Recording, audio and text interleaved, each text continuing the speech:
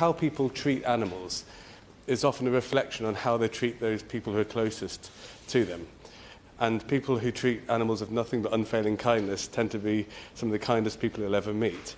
And yet, people who deliberately inflict suffering on a defenseless animal, it's often a warning sign that they are going to, that violence is probably going to extend beyond the animal and into the home, because you don't know what goes on behind closed doors. The motivation behind causing the suffering is very, very important in this debate, and causing deliberate suffering is an indicator of someone who may well go and cause harm to other people around them as well. As a vet, it's always very unsettling if you're treating a dog, for example, with a broken rib, which could have occurred by a kick, and the owner's telling you that it fell down the stairs.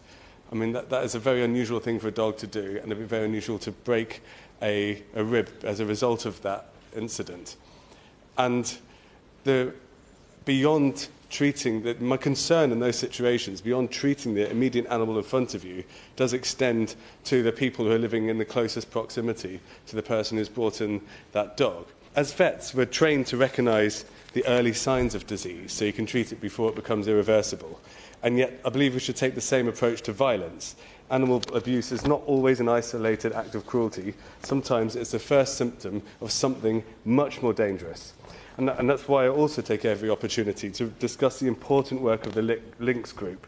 They highlight the evidence linking animal abuse with domestic abuse and other forms of violence. Today, I'm going to ask the Minister to consider 3 measures.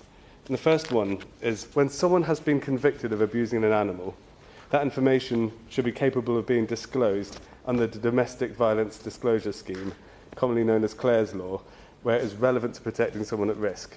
If animal abuse predicts domestic violence, that information must be available to all those who need it.